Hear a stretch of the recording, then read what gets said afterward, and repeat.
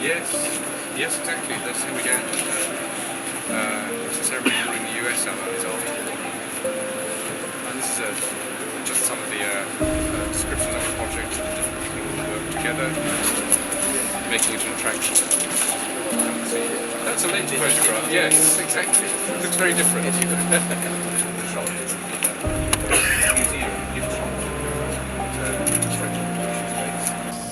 When I was approached a few months ago, by the Scouts and Coast Watchers Trust to help in creating a permanent display with which to remember the work of those Coast Watchers and Scouts, I was delighted to do what I could to help in this important task.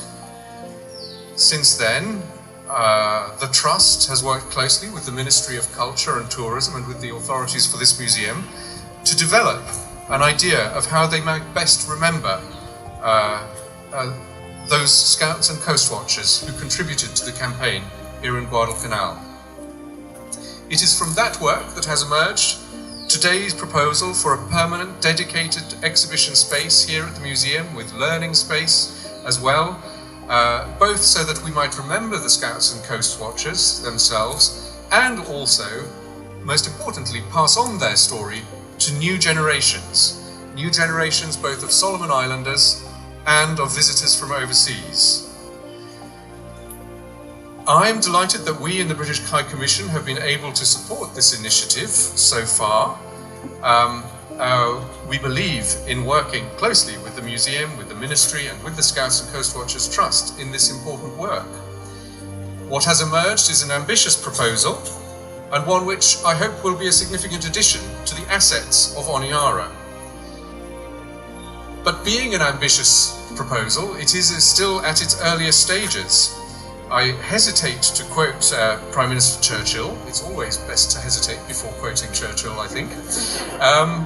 But I've already heard him quoted once this morning, his famous quotation that it was in October 1942, after some significant battles, including the turning of the Battle of Guadalcanal here, that he said, "This is not the end, it is not even the beginning of the end, but it may be the end of the beginning."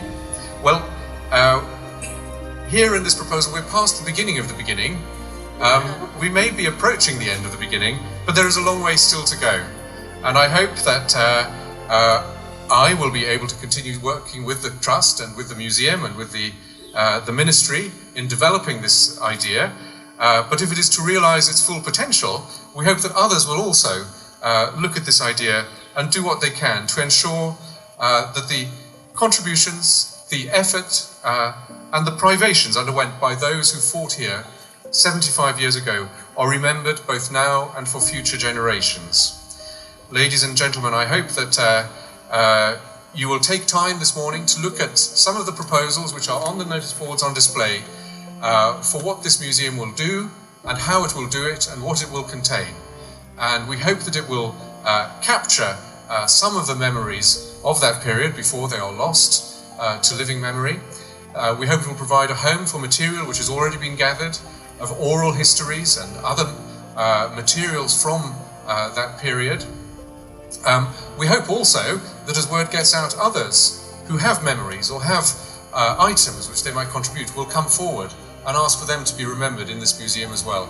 We hope that that is what we can create, a space that will provide a permanent home for all of those memories.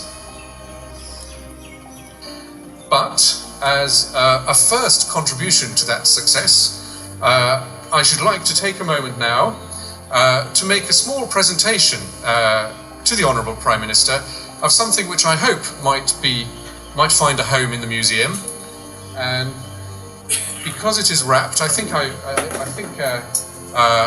at liberty to tell you what it is. This is an original copy of the Times of London from the 7th of August 1942, publishing the news on that day, the news around the world of what was happening on different fronts, what was happening in the United Kingdom, what was happening in Australia, in Papua New Guinea, in Africa, in all of those fronts in the war, so that it will provide a little context for what happened on that day here in the Solomon Islands 75 years ago today. Mr. Prime Minister, I hope I may present this to you.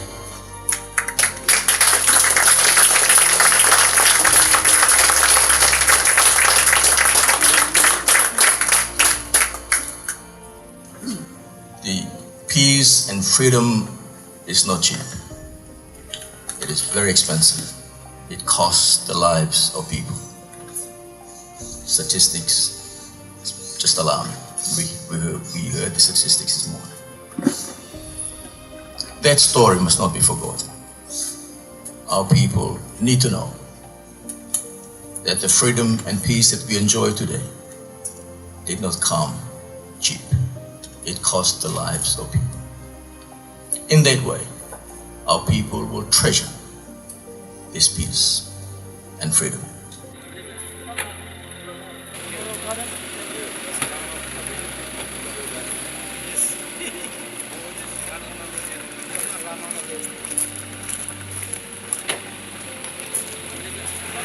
And people have asked me, how did this garden get started? In the depth of the ethnic tension, I had this dream that we needed to have a garden. I saw this area, it was full of the old runway that had been renovated by the Japanese, and they dumped all the concrete here. I approached the civil aviation authorities and asked if I could make a memorial park. So I felt it was very appropriate because the battles all centred around this airfield back in 1942. So they agreed, and of course I had started a charity at that stage called Beautification Society, and we undertook, with no money, lots of community support to develop this garden. We had no money at all. People gave us gravel, we had to do some drainage, and we developed this park right in the middle when the ethnic tension was going on. There was trees being planted. I thought that was a very positive sign.